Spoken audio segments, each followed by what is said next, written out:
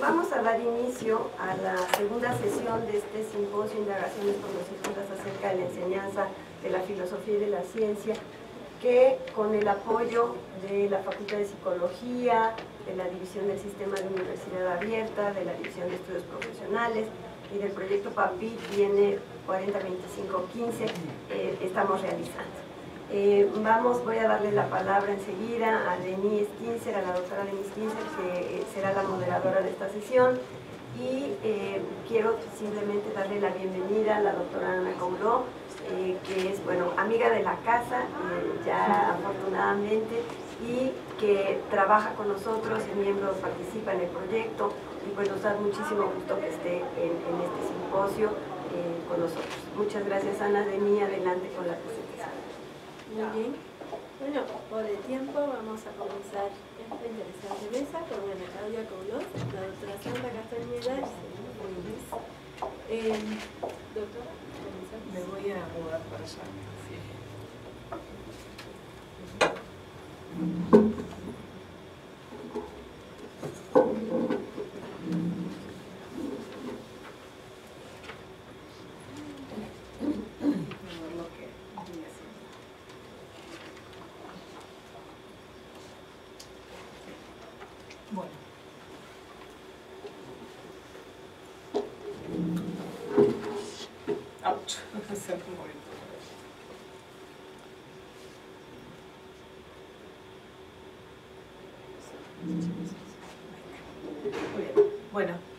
Buenos días, gracias a todos quienes están acá. Yo quería agradecerle a Soraya especialmente y a todos los miembros del proyecto por esta invitación, que me hizo muy feliz. Siempre la oportunidad de visitar México es un gran placer para mí. He tenido experiencias excelentes siempre, así que me siento muy agradecida de poder compartir este momento con ustedes.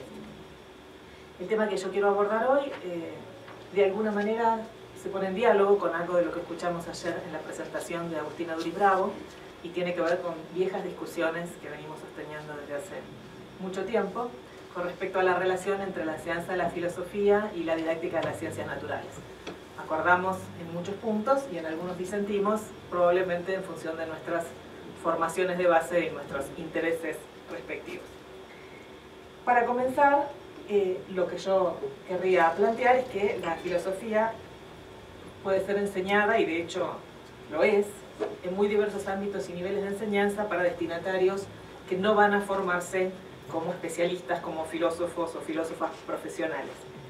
Dentro de la educación formal aparece tanto en la educación secundaria, la interfase con el nombre que tenga entre el secundario y el nivel superior en cada país, ya sea universitario o no universitario, en la formación de grado y también en ocasiones en los extremos del sistema educativo, por una parte en la educación primaria bajo la modalidad de filosofía con niños y niñas y por otro lado en los niveles de posgrado.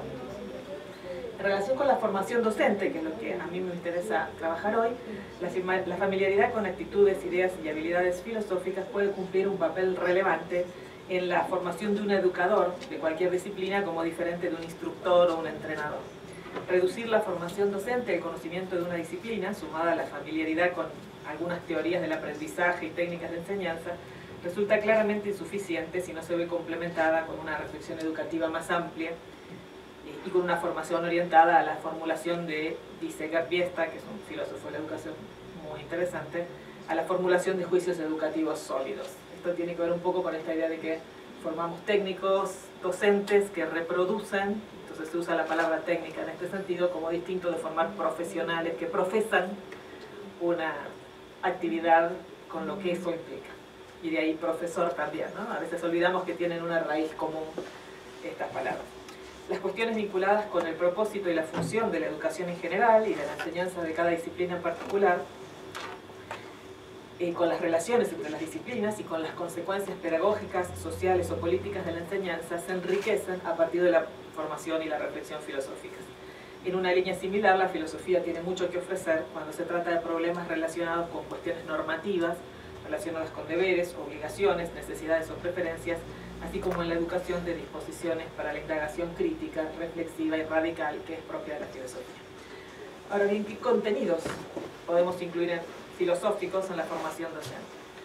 Si se orienta la reflexión a la enseñanza de la formación, de la filosofía en la formación de docentes de ciencias naturales, rápidamente aparece la epistemología y la filosofía de las ciencias, aunque otras áreas también tienen que aportar. La filosofía de la educación, la nociología, la lógica en sentido amplio, sea formal, informal, teoría de la argumentación, la ética y la filosofía política, y aún la metafísica o la estética pueden aportar al diseño y conducción de la enseñanza, así como al reconocimiento y profundización de preguntas y problemas espontáneos que a veces plantean los estudiantes y pueden ser interpretados como genuinas oportunidades para la reflexión y no como interrupciones intempestivas. Estas razones son solo algunas de las que pueden aducirse para fundamentar la inclusión de asignaturas filosóficas en la formación de docentes no filósofos. Sin embargo, tales espacios se han ido reduciendo progresivamente, ya sea por simple eliminación o de modo más insidioso, por su integración como contenidos transversales, lo que habitualmente significa que se diluyen en cursos de tipo Introducción General a X o Fundamentos de Y, que no parecen tener mucha inclusión de filosofía real. Generalmente esas decisiones vienen asociadas a la idea de que la filosofía es un saber más o menos perimido, elitista, innecesariamente abstracto y oscuro, o bien una adición algo anticuada y ornamental para la formación docente sin mayor relevancia práctica en aulas reales. A menudo, se supone que las asignaturas filosóficas pueden ser favorablemente reemplazadas por otras ciencias sociales, como la sociología o la antropología. Una manera de abordar esta cuestión es la que mencioné al principio, que tenía que ver con el papel que la filosofía puede cumplir en la formación de un educador o aún de un científico o científica en relación a conceptos, teorías o ideas que puede aportar. Pero en este caso me interesa aún más enfatizar la cuestión de la enseñanza de la filosofía en la formación de los docentes de ciencias, pero más bien en el cómo, en su modalidad.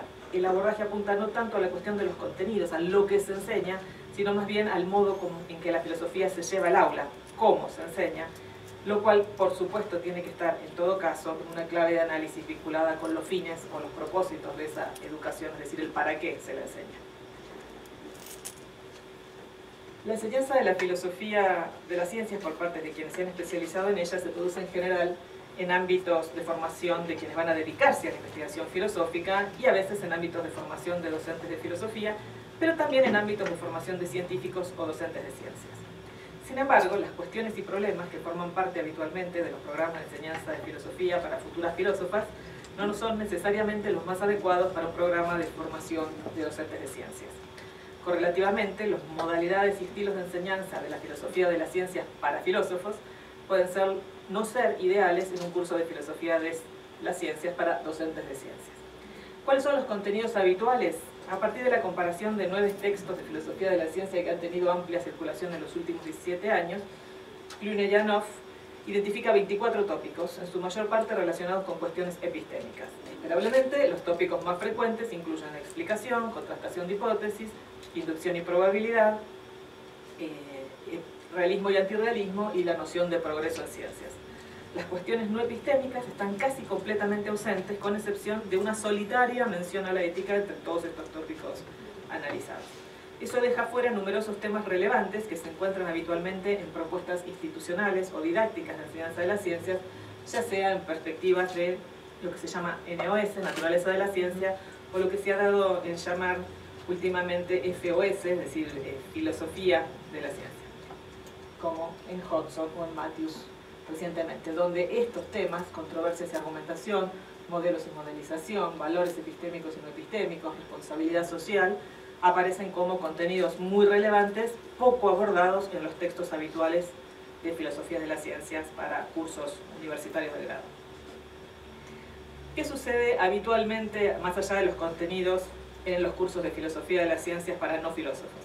Habitualmente se mantienen características tradicionales. Los problemas se suelen presentar en una secuencia cronológica, aunque no es lo más habitual, a veces se comienza tan atrás como en antecedentes históricos, que generalmente son Aristóteles, Descartes y Hume, como banderados de la modernidad, y luego sí una prolija revisión de las escuelas de la filosofía de la ciencia del siglo XX, el positivismo, que suele ser presentado de modo más o menos peyorativo, la versión popperiana del hipotético deductivismo, que suele incluir el caso Semmelweis como epítome de la reconstrucción racional de una investigación, aunque a menudo no se señalan las diferencias entre la perspectiva popperiana y la hempeliana, y el recorrido culmina en la nueva filosofía de la ciencia, en general en la presentación... ya empezamos en la presentación de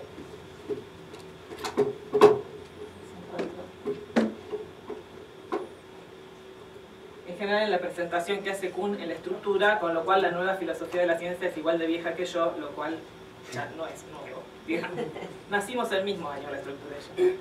El énfasis está en los filósofos, o bien en escuelas y tradiciones filosóficas. Ocasionalmente aparece algún filósofo o ismo más reciente, Lakatos, Laudan, Feyerabend, alguna referencia superficial al semanticismo o al concepto del modelo. Los filósofos y las escuelas filosóficas se presentan de manera aislada, autocontenida, o bien alguna comparación de diferencias entre ellos. Este tipo estándar de programa de filosofía de las ciencias puede llegar a ser adecuado, aunque en mi opinión insuficiente, para la formación de futuros filósofos o profesores de filosofía, pero no para la formación de científicos o profesores de ciencias. La relevancia y el interés de estas ideas filosóficas o filósofos puede ser más o menos obvia para estudiantes de filosofía, pero no es obvia para un docente de ciencias. Correlativamente, además de esto, cuestión de los contenidos, la enseñanza de la filosofía tiene un estilo predominante que suele apuntar a la lectura rigurosa.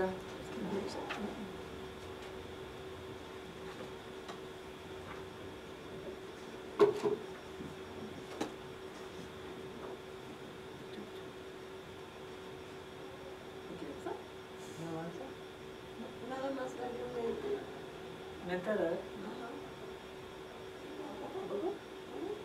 Ahí está.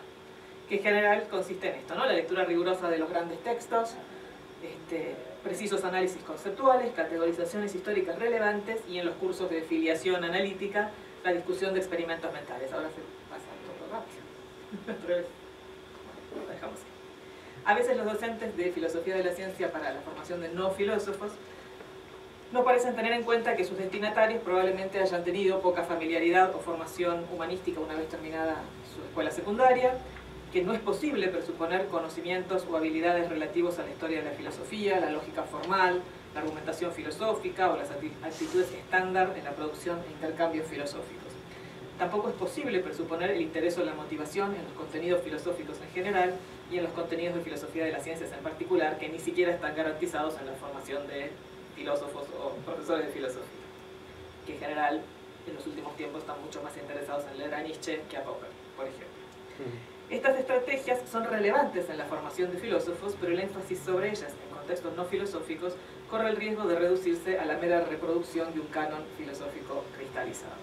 En ocasiones se realizan algunas concesiones a los destinatarios que suelen reducirse en una simplificación entendida como reducción de contenidos o como tratamiento superficial de los mismos contenidos con las mismas estrategias de enseñanza. En el mejor de los casos, se reemplaza la filosofía con una historia de las ideas, pero se pierde la oportunidad de una genuina indagación filosófica orientada a la reflexión crítica y creativa. Lo que es más preocupante, este tipo de modalidades contextualizadas suele tener como consecuencia un aprendizaje declarativo de conceptos o ideas filosóficas, más que un genuino compromiso con cuestiones y problemas filosóficos. El riesgo se incrementa cuando el tiempo disponible para la reflexión resulta insuficiente para abordar supuestos y consecuencias de cada posición, lo que es habitualmente el caso en las asignaturas de filosofía de las ciencias en programas de formación de no filósofos. Finalmente, esto puede deslizarse por la pendiente de la mera repetición memorística de eslóganes pseudofilosóficos. Aún bajo la mejor descripción posible, si bien estas prácticas podrían resultar relevantes y productivas en la formación de futuros filósofos o docentes de filosofía, ciertamente no son pertinentes en la formación de científicos o docentes de ciencias.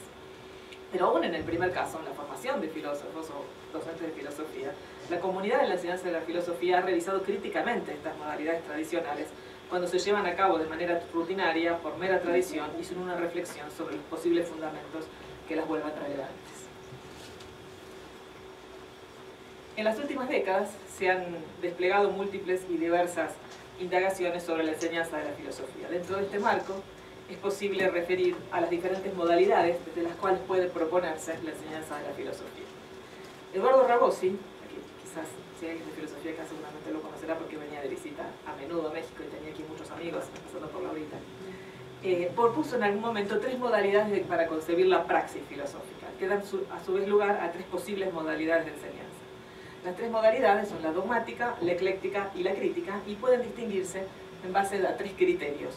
Si es posible establecer de modo definitivo un corpus de ideas o doctrinas filosóficas que podamos considerar en algún sentido verdaderas, cuál es el tipo de relación que se establece entre la filosofía que estamos enseñando o practicando y la historia de la filosofía, y qué noción de progreso o de creatividad se puede tener en filosofía. Si es posible hablar de progreso y si es posible hablar de creatividad en filosofía. En la modalidad dogmática, y teniendo en cuenta estos tres criterios, lo que uno encuentra es que se acepta que habría un posible conocimiento filosófico en la medida en que hay un sistema que ha sido establecido como el sistema verdadero. ¿Sí? Esto es independiente de la afiliación religiosa o política. En todos lados se cuecen habas y hay versiones dogmáticas de diferentes perspectivas filosóficas. Pues uno rápidamente dice tomismo, pero no, esa es la primera que surge, pero hay muchas. A veces filósofos aparentemente revolucionarios pueden ser abordados dogmáticamente, ¿no? Yo he escuchado clases, volviendo a Nietzsche, clases dogmáticas sobre Nietzsche, lo cual es como una contradicción intrínseca, pero sucede. En esta perspectiva, todo otro sistema o punto de vista, antiguo o contemporáneo, filosófico, se considera un esfuerzo insuficiente, si uno es caritativo, un bosquejo o anticipación o intento incompleto, o bien, si no es tan caritativo, error. Y está mal. Un fracaso. No tiene sentido intentar crear ideas filosóficas nuevas, porque ya las tenemos, las buenas. Lo único que puede ser racionalmente abordado es adecuar, extender o reajustar ese corpus filosófico ya existente, que es el único verdadero. En consecuencia, una enseñanza filosófica adecuada requerirá la transmisión rigurosa de ese sistema, y aprender filosofía implica alcanzar una comprensión profunda del significado del sistema. La segunda modalidad es la modalidad ecléctica.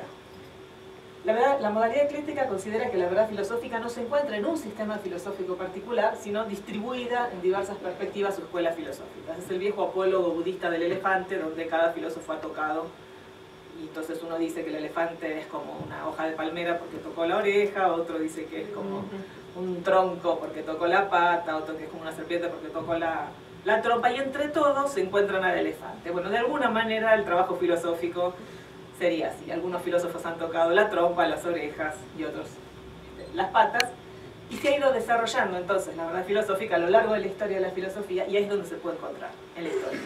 No hay criterios definitivos de demarcación que permitan distinguir claramente méritos o deméritos de ideas o escuelas filosóficas. La praxis entonces apunta a profundizar la comprensión de ideas filosóficas variadas y establecer diferentes relaciones entre sistemas o puntos de vista. Inclusión, inferencia, contradicción, compatibilidad, incompatibilidad, etc. En consecuencia, una enseñanza filosófica, si yo me planto acá, consiste fundamentalmente en enseñar historia de la filosofía, pero además enseñarla de esta manera, como una rigurosa presentación de problemas, temas y argumentos sin jerarquía. O sea, no es que un autor es más relevante o tiene una mejor posición, sino que yo los voy dando en secuencia, y correlativamente aprender filosofía consiste en adquirir una práctica orientada a conocer en profundidad uno o varios sistemas, elegir alguno, reconstruir sus conceptos y argumentos y poder defenderlo argumentativamente. Pero pasado mañana puedo elegir otro.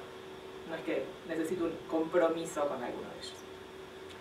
Por fin, propone Rabosi, hay una modalidad crítica para la praxis filosófica que implica a su vez un modo de enseñanza, y entonces aquí la idea que tenemos es un énfasis en los problemas antes que en sistemas o escuelas filosóficas. No se descarta la idea de que pudiera haber una verdad filosófica, pero en un sentido restringido. Una verdad filosófica se reconocería en tanto es objeto de una certeza racionalmente fundada, y por otra parte puede resistir, y lo ha hecho efectivamente, a una crítica racional. En general, la modalidad crítica mantiene una relación anacrónica con el pasado filosófico. Recurre a él en la medida en que puede ser objeto de un modo contemporáneo de filosofar y en relación con problemas que nos interesen hoy. Es decir, no es la historia por sí misma, sino como una cantera a la que recurrir en busca de elementos que nos permitan pensar hoy los problemas. En consecuencia, la enseñanza filosófica se propondrá fundamentalmente enseñar a filosofar, es decir, enseñar una praxis teórica, mucho más que un conjunto de contenidos, y aprender a filosofar consistirá en desarrollar estas disposiciones y habilidades relevantes para el planteo y la elaboración personal de problemas. En palabras de Kant, es famosa estos textos de Kant hablando de esta cuestión, este es de la lógica Yeye. En general no puede llamarse filósofo aquel que no puede filosofar, ya que no se aprende a filosofar más que por el ejercicio y aprendiendo a usar de la propia razón. Lo que el volverse filósofo implica esta posibilidad de autonomía, en términos kantianos, y no se trata nunca de aprender la filosofía por la sencilla razón de que la filosofía no existe como tal, como completa. Entonces no habría nada que aprender, aún admitiendo que existiera una, el que la aprendiera no sería filósofo, porque en ese caso el conocimiento sería subjetivamente histórico. El que quiera aprender a filosofar no debe considerar todos los sistemas filosóficos más que como historias del ejercicio de la razón y como objetos propios para adornar un talento filosófico. Se trata de una práctica, no de un aprendizaje de contenidos. En este sentido, no habría una filosofía que enseñar, en el sentido de un sistema comúnmente aceptado, sino que la enseñanza de la filosofía en la escuela secundaria, en la formación docente, en la universidad, sería una enseñar a filosofar, una práctica teórica, pero que sí supondría un contenido específico, en el sentido de que en la mayoría de los casos, aunque no necesariamente en todos ellos, en este último sentido, tomaríamos problemas y cuestiones de los que ocuparnos como aquellos que habitualmente son abordados por la comunidad filosófica y reconocidos como propios, como una manera de esquivar un poquito el sentido común y seguir a buscar elementos en la historia. Aprender filosofía implicará entonces el desarrollo de la disposición y las habilidades pertinentes para, de manera personal, subjetiva, plantear, reflexionar, elaborar y argumentar a favor o en contra, es decir, filosofar acerca de problemas filosóficos.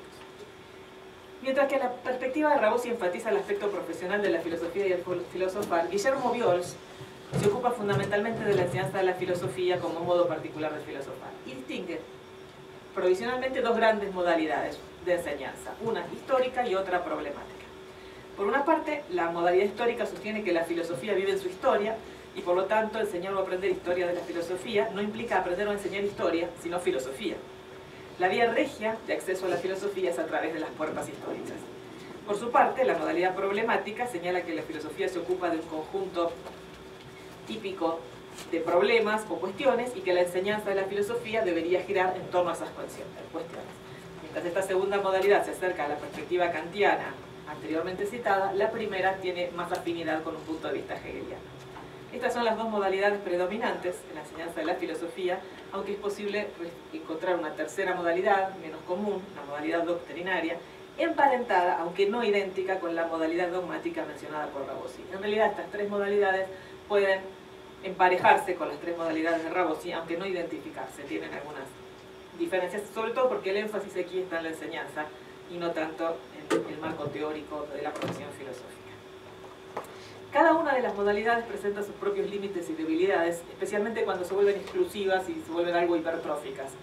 Por ejemplo, quienes se identifican con una modalidad doctrinaria no solo seleccionan un conjunto sumamente restringido de autores o tesis filosóficas, lo que por otra parte resulta a menudo más o menos inevitable, sino que esta selección excluye aquellas perspectivas con las que no acuerda o las presenta a la luz más desfavorable posible, a veces limitando con la falacia del espantapájaros. Esta perspectiva suele entrar en franca contradicción con la mayoría de los fundamentos que ofrecemos para enseñar filosofía a no filósofos. En casos extremos, puede acercarse peligrosamente al adoctrinamiento y en ese sentido antifilosófica. La modalidad histórica puede ser acusada de favorecer extensión sobre profundidad y respuestas antes que preguntas, de esconder problemas y debilidades de los diferentes sistemas, de presentarlos de modo descontextualizados en relación con eventos sociohistóricos pertinentes, o al revés, convertirse en una historia de las ideas en lugar de una historia de la filosofía. Por último, la modalidad crítico-problemática ha sido acusada de carecer de perspectiva histórica, precisamente, de una comparación anacrónica entre posiciones filosóficas que solo superficialmente se refieren a la misma cuestión, y ocasionalmente deriva hacia un análisis no de problemas, sino de temas o áreas filosóficas, ética, metafísica, epistemología, lo que a su vez desliza hacia una historia de la ética, la metafísica, la epistemología, que es lo que suele pasar, como dijimos al principio, con los cursos de filosofía de la ciencia para no filósofos. Parece que hablan de problemas y terminan generándose propuestas de este tipo. Enseñar filosofía de la ciencia, entonces, es una secuencia histórica de posiciones o escuelas filosóficas y a veces ni siquiera hay un eje, sino una secuencia de autores representativos. Karl Popper, Henry Kuhn. En este caso, el contenido filosófico queda doblemente descontextualizado. No solo se abstraen las cuestiones filosóficas acerca de la ciencia del contenido propiamente científico, sino que se presentan autores o escuelas en una secuencia histórica sin referencia a problemas, tópicos o ideas claves acerca de la ciencia. Correlativamente, el análisis riguroso de textos y argumentos filosóficos que resulta adecuado en una buena práctica filosófica puede convertirse en una obsesiva disección de palabras que finalmente falla en referirse al problema filosófico genuino y, para volver a citar a Nietzsche, se vuelve más filológico que filosófico. Yo creo que Nietzsche debe estar retorciendo su tumba viéndose citado en este contexto, pero como yo soy ecléctica en este tipo de cosas, no tengo problema. Enseñar filosofía de las ciencias bajo una modalidad crítico-problemática, por lo menos querría plantearlo en los 2 minutos que me quedan. Tanto la filosofía como las ciencias compartimos el interés radical por los problemas y por las preguntas como un modo de verbalizarlos. Por tanto, la modalidad crítico-problemática parece ser más rica didácticamente, más congruente epistémicamente con estos contenidos. La enseñanza de la filosofía en general y de la filosofía de la ciencia en particular tiene, en palabras de Matthews y otros autores, una serie de propósitos que no voy a enunciar por esta cuestión de tiempo, pero que aparecen ahí en la diapositiva. Y si aceptamos este tipo de propósitos, parece que la modalidad crítico-problemática también es más afín que las otras 2 modalidades que mencionamos antes. Esta modalidad parece también compatible con la tradición racional, crítica radical de la investigación filosófica, y también favorece el intercambio argumentativo, propio de una disciplina que carece de acuerdos amplios y generales con respecto a sus problemas, sus modos de abordaje, sus conceptos y tesis, que es el caso de la filosofía. En todo caso, importa tener presente que las 3 modalidades son tipos ideales. La discusión teórica, en la versión Rabusi, se enfatizan las diferencias y los compromisos filosóficos que las subyacen son probablemente incompatibles, pero en la práctica educativa real lo que encontramos es más bien una cuestión de énfasis. Uno es difícil que encuentre una enseñanza de la filosofía planteada exclusivamente de manera problemática o exclusivamente de manera histórica, pero sí que enfatice alguno de esos puntos. Desde un punto de vista filosófico-pedagógico, esto apunta a la formulación de problemas relevantes y bien formulados, al planteo de respuestas alternativas, a su despliegue, al análisis y evaluación de méritos respectivos y también a la referencia a comunidades, controversias y textos filosóficos contemporáneos o pretéritos como una manera nuevamente de evitar la conversación de café en la clase de filosofía. ¿Qué opinan ustedes sobre el amor? Y hablemos de eso. Bueno, no se trata de eso. Tiene otras condiciones, que es lo que querría bosquejar rápidamente ahora. Muy bien. Una docente filósofa que sea sensible a los intereses y necesidades de sus estudiantes debería poder seleccionar y organizar contenidos filosóficos alrededor de un conjunto de cuestiones clave que sean relevantes para aquellos objetivos o fines educativos específicos a los que está orientada. Esto no requiere un conocimiento amplio de la historia de la filosofía por parte de los estudiantes, pero sí por parte de los docentes. Las tesis a las escuelas, en lugar de ocupar el centro de la escena, estarían entre bambalinas. Para eso requiere una formación docente muy amplia y rigurosa del profesor de filosofía, y a la vez una gran flexibilidad para poder seleccionar problemas y después ir hacia la búsqueda de aquellos textos, autores, escuelas relevantes para el trabajo sobre los problemas. Es decir, no se trata de olvidar la existencia de un canon filosófico, sino de acercarse al canon filosófico de manera flexible. Y no se tratará ahora de simplificar el modo tradicional de enseñar, sino de reestructurarlo, de cambiarlo en estas cuestiones, teniendo como uno de los criterios la accesibilidad de los contenidos, de los problemas, de los textos. Eso supone que a veces los protagonistas habituales de la enseñanza de la filosofía, ya sean autores o textos, no aparecen y aparecen en lugares menos explorados por la filosofía profesional. Es importante enfatizar que esta modalidad no es un minuto, no se trata, y esto me interesa plantearlo, no se trata tanto de presentar un problema. Yo me paro acá, digo, hay un problema interesantísimo que es ¿escucharon? ¿Se interesaron? Es genial esto, y ahora les cuento cómo se soluciona, ¿no? Estoy caricaturizando, pero pasan cosas parecidas cuando alguien dice que tiene una modalidad problemática. Más bien de lo que se trata es de, me salteo lo anterior, de poder tomar un problema y generar condiciones en las que ese problema pueda emerger, a partir, por ejemplo, de recursos específicos. En esta cuestión, por ejemplo, la cuestión de la libertad, que es una cuestión que subyace a las discusiones de valores epistémicos y no epistémicos, responsabilidad de los científicos, yo podría organizar, a partir de la noción de aporía filosófica, que es una noción de Nicholas Rescher, una serie de enunciados que son incompatibles entre sí. Yo tengo que aceptar uno de estos 3. No puedo aceptar los 3. O bien todos los actos humanos están determinados, o bien pueden realizarse elecciones libres, y un acto genuinamente libre no puede estar causalmente determinado.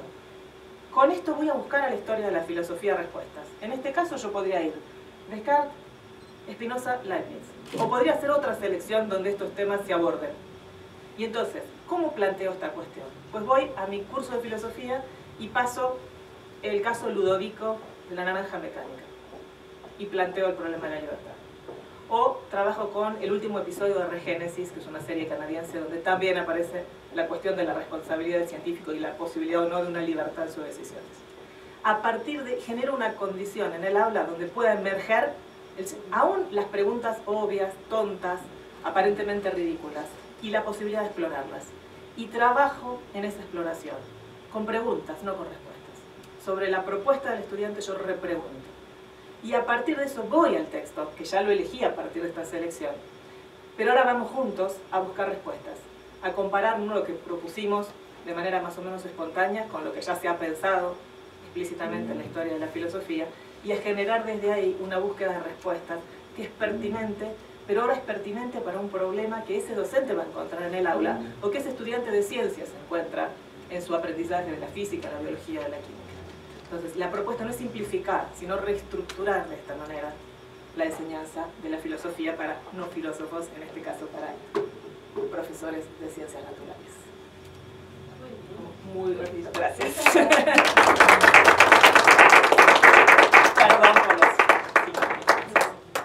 A continuación, la doctora Sandra Castañeda Figueiras, de la Facultad de Psicología, con el trabajo Significado y Significancia de la Agencia Académica en Estudiantes de Educación Superior. Gracias. Se les olvida el súper.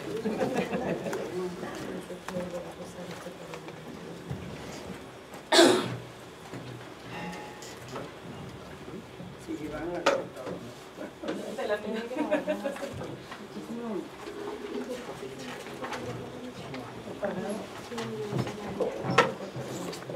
A ver, tenemos la presentación. Ya está abierta acá.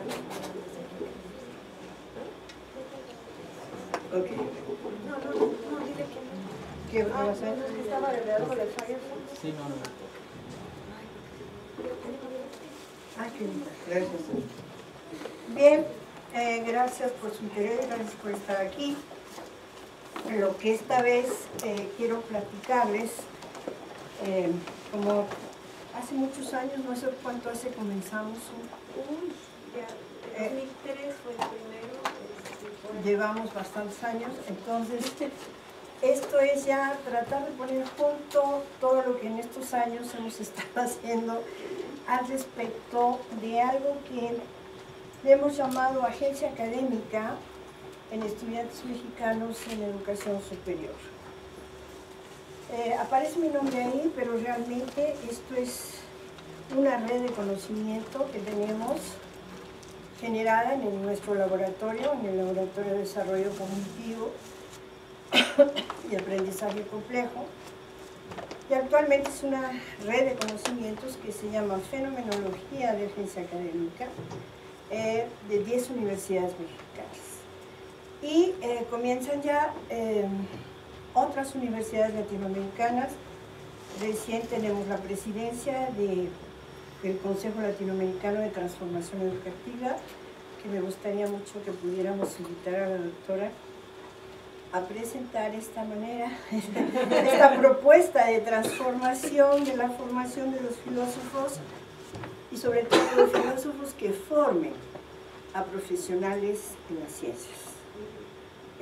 Traigo un dato que le va a gustar mucho a ella, que tiene toda la razón, pero ya en el producto. ¿Ok? Entonces, también es parte de un macroproyecto con CONACYT, comienza con un número hace muchos años y se desarrolla 3-4 años, le dan premio por caso de éxito en medio de los 250 investigadores mexicanos, entre ellos nanotecnólogos y no sé cuánta cosa.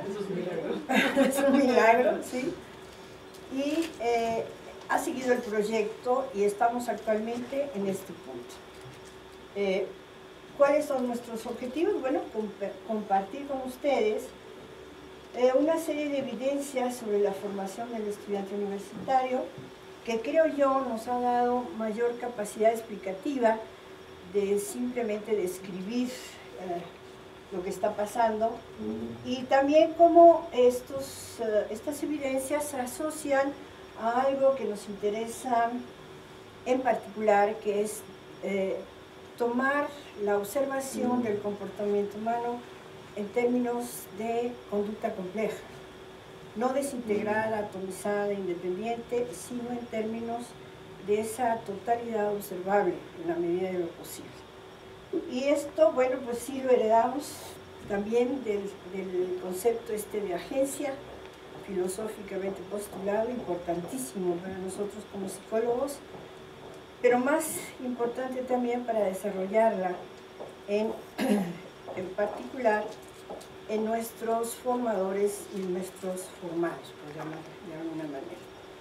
En el caso de las disciplinas sociales y los que tenemos el compromiso del desarrollo del humano, yo creo que en la psicología la capacidad agentiva es vital, estemos en el área en la que estemos, clínica, educativa, social, etc. Si no somos agentes nosotros de nuestro propio desarrollo, difícilmente podremos serlo del desarrollo de los demás.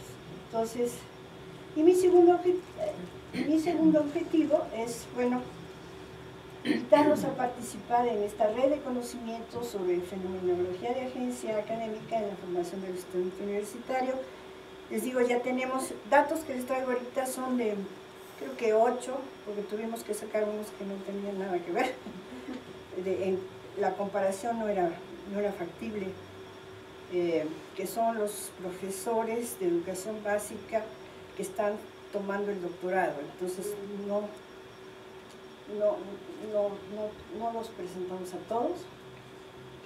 Y bueno, el reciente Consejo de Transformación Educativa, donde México trae la presidencia conmigo, y estamos argentinos, uruguayos, peruanos, chilenos, por primera vez juntos, y nos interesa que se hagan muchas propuestas, porque no nada más son psicólogos, sino hay lingüistas, neuropsicólogos, neurobiólogos, etc.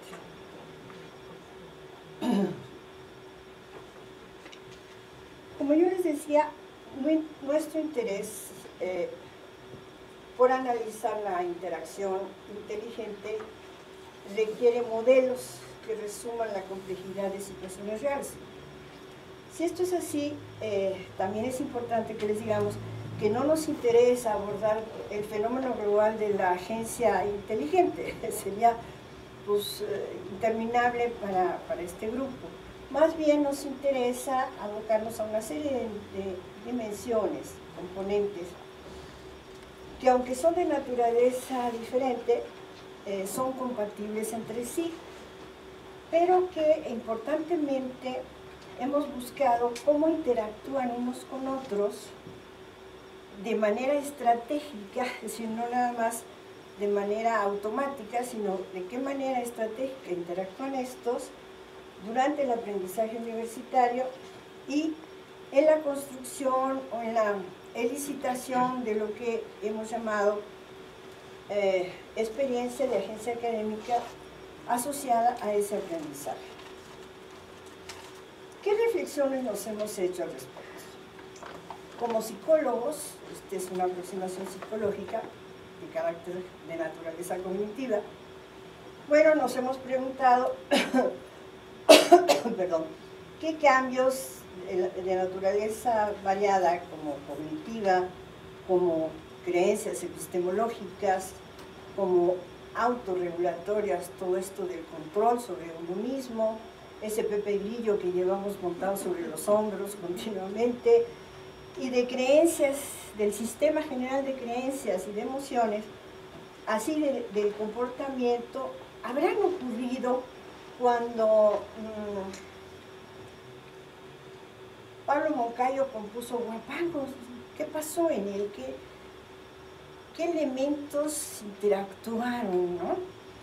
O cuando un estudiante de psicología descubre algo tremendamente choqueante, ¿no? Como que aprender metodología podría ser fascinante y desafiante.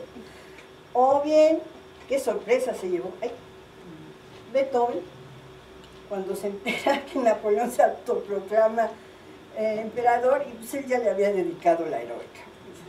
¿Qué le pasaría a Beethoven? Todas son situaciones, ¿no? Se puso de peor humor. Hasta me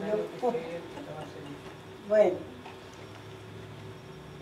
ya directamente relacionadas con la agencia, las inquietudes, pues me marcan aspectos de cuál es la estructura de esos cambios, dónde encuentro, qué relación guardan con la autonomía, que es finalmente el fin último de la educación. Se dice actual, pero yo creo que desde los griegos se buscaba esto, ¿no? Y, bueno, se buscaba, no digo que se haya encontrado, difícilmente. ¿Cómo se desarrolla esa autonomía en sistemas complejos interactivos? ¿Y cuál de todos estos, o cuáles de todos estos resuelven problemas? Ay, ¿qué hizo esto? Sí, saco.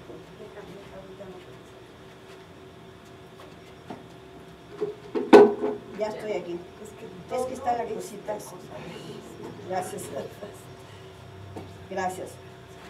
¿Cuáles resuelven problemas y cómo se comportan esos problemas en otros contextos sociales? ¿Son los mismos mecanismos? ¿Se tienen resultados diferentes o qué está sucediendo? Nuestro contexto en educación superior tiene una serie de marcos o limitaciones o limitantes en donde las mismas sociedades del conocimiento plantean una serie de nuevos capitales culturales como oferta de salida de las instituciones de educación superior. Y uno de los más importantes es que no más conocimiento inerte. Lo que hemos estado haciendo es generando cum laudes y etcétera, con gente que repite re bonito lo que ya se sabe, pero que no tiene muchas habilidades de resolución de problemas, de toma de decisiones, etc.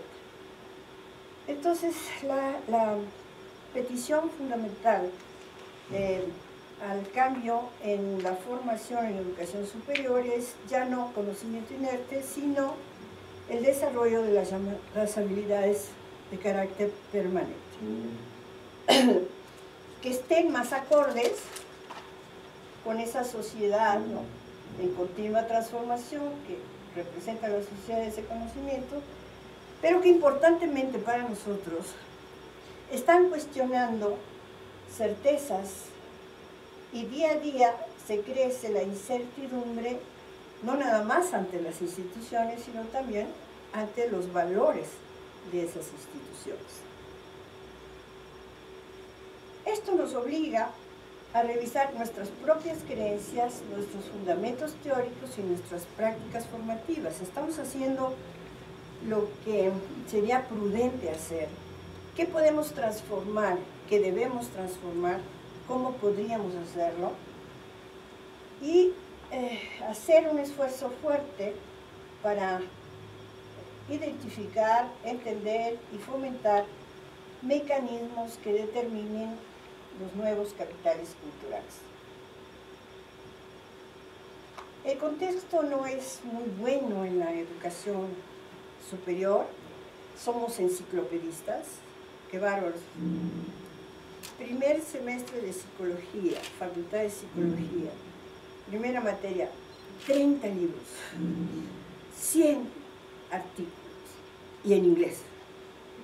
Cuando no saben psicología, y a lo mejor tampoco saben inglés. Dogmatismo, somos la excelencia en el dogmatismo. Fromm, Freud, Skinner, Piaget, así, son los únicos y nada más tenemos que ver la vida con sus lentes.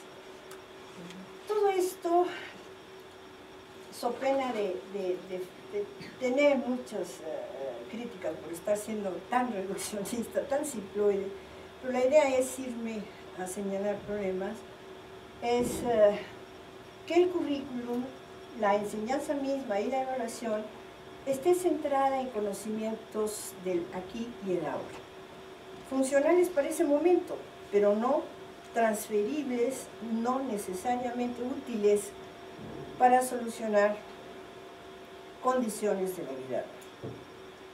Nuestra currícula por asignaturas pues acaba de darle el pico a toda esta malformación, donde se vuelve un embalaje donde partimos el conocimiento en cachitos. De por sí la psicología no es un bloque fuerte, ¿no?, de conocimiento, como puede ser la física, sino es un ramillete de aproximaciones, de perspectivas con diferentes fundamentaciones, con diferentes metodologías, con diferentes ópticas. Y a esa todavía la partimos más y no tenemos programación transversal que nos permita hacer estas uniones. Entonces, no estoy hablando aquí nada más de la formación del psicólogo, sino también estoy hablando de la formación en general. Los programas en la mayoría de nuestras universidades son así, asignaturistas. Rompen lo que no se debería de romper. Tampoco fomentan experiencias donde los alumnos influyan decisivamente sobre el curso. No digamos el curso de su materia. Eso es prácticamente imposible. Nos costó mucho trabajo que se entendiera que el alumno podía tomar decisiones. A veces no muy bien, pero si no le damos la oportunidad, ¿cuándo lo va a ganar? Bueno. Y bueno, sabemos que lo efímero de ese tipo de aprendizaje, porque es una falla del paradigma tradicional, no va a fomentar competencias para toda la vida. Va a fomentar el que me sé la formulita, el nombrecito, la fichita, la tecniquita, el conceptito, pero eso no es una profesión. Una profesión no es cientos y cientos de conceptos y de técnicas aisladas. Es mucho más que eso. Y bueno, las demandas que ya habíamos dicho, de los avances de ciencia y tecnología en las sociedades de comunicación, el acceso y la distribución vía web, y los desafíos por que generemos una oferta más calificada y promovamos aprendizajes para toda la vida. En estas condiciones, si seguimos en estas condiciones, difícilmente vamos a llegar a esto que se nos está planteando. No lo plantea México, no lo plantea la UNAM, lo plantea la UNESCO, ¿sí? Entonces, este es nuestro contexto. ¿Qué pasa ya en nuestra región? Y por región hablo Latinoamérica. La investigación en esto es muy escasa. Los componentes de aprendizaje profesional, tanto en la educación formal como en los procesos de educación no formal ya en el trabajo, es prácticamente inexistente. La propuesta que tenemos varios interesados en estos asuntos a nivel Latinoamérica es precisamente que nos vayamos por paradigmas de aprendizaje basado en problemas. ¿Por qué? Para utilizar el mismo valor formativo de carácter instrumental de las tareas de la vida real. Si no, vamos a seguir haciendo que hacemos, dando teoría sobre teoría sobre teoría, pero sin lograr aterrizar y conjuntar, hacer la integración de todos los cientos de conceptos, no sé cuántas fórmulas, etcétera, sin aterrizarlos a la solución de problemas. Bien. Creemos, bueno, yo creo que no basta con una planeación coherente de programas y cambios de estructuras universitarios. Necesitamos cambiar al universitario. Ese universitario tiene que ser un sujeto que se adapte de manera flexible y creativamente a situaciones imprevisibles, que comprenda a cabalidad el corpus de conocimiento que le permite funcionar como un profesional, que disponga de esas habilidades generales y específicas, suaves y duras, necesarias para su actividad, que sea una estratega en el análisis de problemas, pero también una estratega en la solución, en aportar diferentes soluciones a todo esto, y también en construir esas soluciones. Y aquí es donde yo enlazo nuestro trabajo sobre que tiene que ser su propio agente en la transformación de lo establecido y de sí mismo. Es otra de las, llamémosle, competencias o habilidades a largo plazo. Solo transformando los recursos de nuestros estudiantes podremos alcanzar los estándares de los nuevos capitales culturales. Para llegar a esto hicimos un macroproyecto con un enfoque estratégico a largo plazo que integra diferentes nociones y que es innovador en términos del uso de ciertas metodologías y de cierta tecnología. Ay, otra vez ¿Me descuentas, eh? Sí.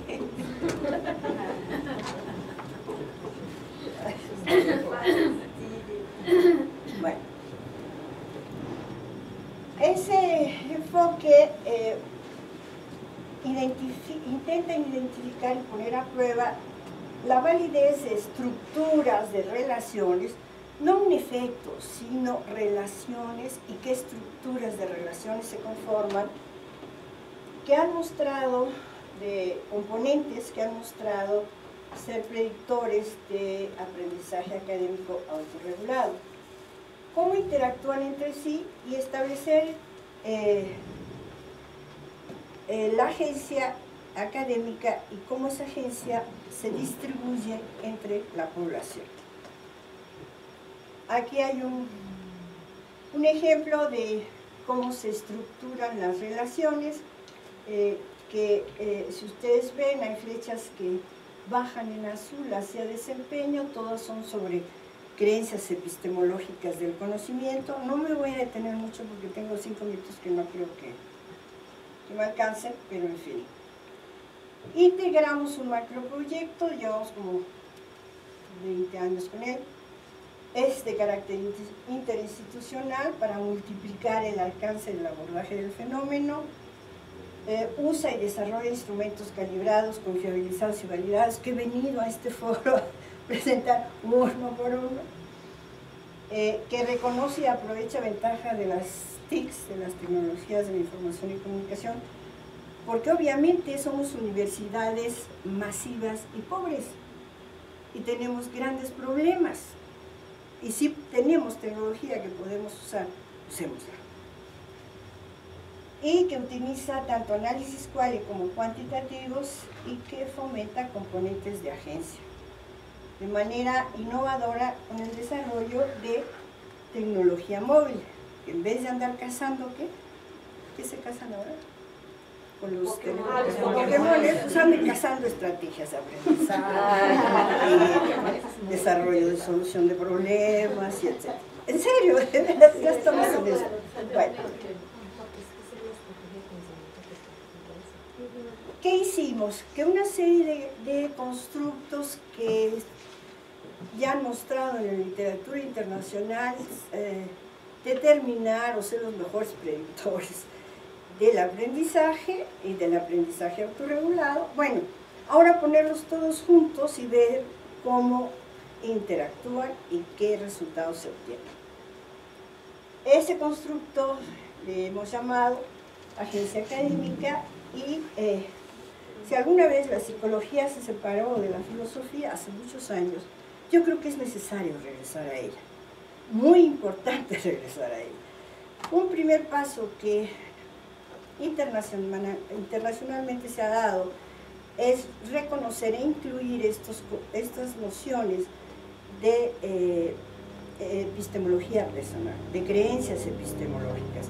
¿Qué creo yo que es el conocimiento que estoy aprendiendo? Porque dependiendo de la estabilidad que le confiera yo a mi creencia epistemológica del conocimiento es estable, es inestable, es inmaculado, sagrado, incambiable, inmodificable, es por esfuerzo personal, es la fuente del conocimiento, o es por imposición de autoridad, etc.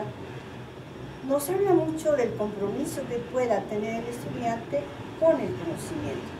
Si yo creo que es estable, que es inmaculado, que no puedo cambiarlo porque lo dijo Skinner o porque lo dijo quien sea, pues qué cómodo sentarme en mi banca y repetir lo que dice el profesor o lo que dicen los libros.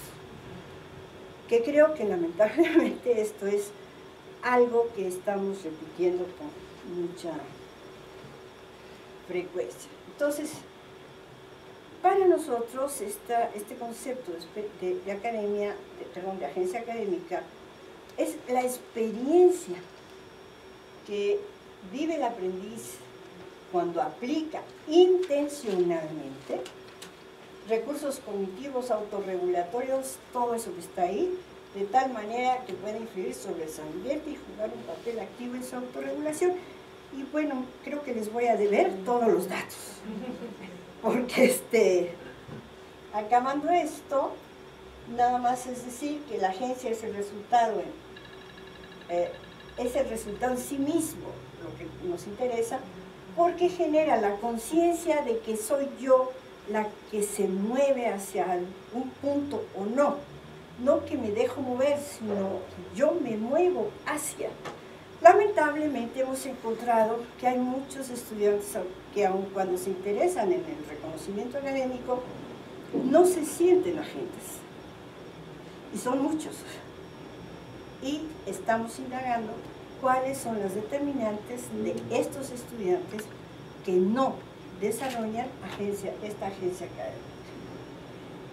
Y hasta ahorita estamos considerando que la calidad de la agencia va a depender del dominio sobre una cantidad importante de competencias y la competencia básica de aplicarlo de aplicarlo estratégicamente de acuerdo a las necesidades. Bueno, me voy nada más para mostrarle a la doctora algo que le va a gustar.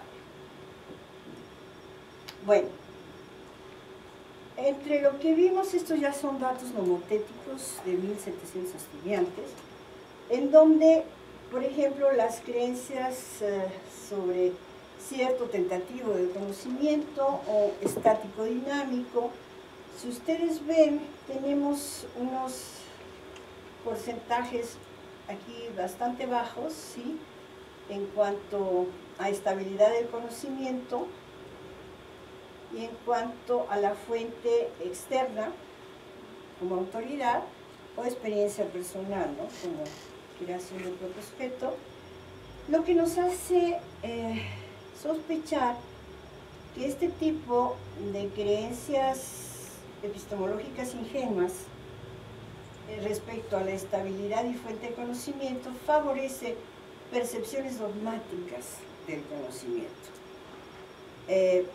Nos falta la investigación de los profesores, espero que no salga igual, pero pero por ahí vamos. Ve, doctora, que ahí está lo que usted está diciendo allá arriba. Bueno, ahí le puedo dar algunos datos. Ay, perdón. Y este es de este es en cuanto nada más a la distribución, en cuanto a habilidades de comprensión de textos en términos de relaciones temporales o temporocausales o estrategias de razonamiento o estrategias de inducción de esquema de diferentes niveles de complejidad en dos tipos de contexto, en un contexto por reconocimiento y otro por recuerdo. Y como ven, no la hacen mal en reconocimiento, claro, porque la respuesta está ahí, está dada. Pero cuando le pedimos que construya la respuesta, como es en las tareas de recuerdo, ahí sí ya no podemos. Y estamos hablando de 1.700 estudiantes a nivel nacional. Entonces es preocupante esta parte. Nos fuimos a ver lo que llamamos correlaciones canónicas, porque todo correlacionaba con todo, pero entonces ya le dijimos no, nada más queremos las meras. Eso es el análisis de correlaciones canónicas. Y encontramos, por ejemplo, para heurísticas cognitivas y autorregulatorias, que abandono escolar y edad eran las canónicas. Para epistemología personal, solo la cantidad de reconocimientos académicos que se reciban. La variable epistemología personal es la más insensible a cambios culturales. Esto es bueno y es malo. ¿No? Es bueno porque no pueden fluctuar tanto, pero es malo porque si están en un contexto de creencias ingenuas, pues las van a santificar y las van a repetir. Y tenemos en comprensión de textos, tenemos régimen de sostenimiento de la licenciatura y algo importante que es el ranking de la institución. Esto ¿para qué lo queríamos? Pues para ver cosas muy chistosas, miren. Por ejemplo, en estrategias cognitivas, Doctora Sandra, ya voy. Tenemos un minuto para poder dar 20 minutos a los... Si no, nos quedamos con poquito tiempo para ok, hacer... acá voy, listo, gracias. Me quisiera salir para no dejarle a alguien esto. Bueno, ya nomás comenta eso y ya. Comenta Sí, eso, comenta. ya que nos dejaste la... Bueno, las estrategias cognitivas en términos de estudiantes en matemáticas, los de posgrado en educación, que sacamos de toda la muestra de los datos que les vine a presentar, porque pues como son de mayor edad y más preparación, pues se hacía tendencioso. Pero de alguna manera es importante ver cómo en estrategias cognitivas, pues los psicólogos no andamos nada mal, ¿no?, con relación a los matemáticos. En estrategias autorregulatorias, pues ahí la llevamos, unos y otros. Algo que les va a interesar, por ejemplo, abandono es una variable muy importante de las sociodemográficas que no la hemos tomado mucho en cuenta y que la estamos tomando cada vez más porque se asocia mucho con creencias epistemológicas, ¿sí?, y se asocia mucho, obviamente, con promedio, pero con variables de carácter cognitivo. Entonces, el abandono no nada más es que te vayas y que regreses, sino que hay elementos atrás que están generando también el abandono y no los estamos atendiendo. El problema no nada más es detectarlo, sino atenderlo. Bueno, pues muchas gracias.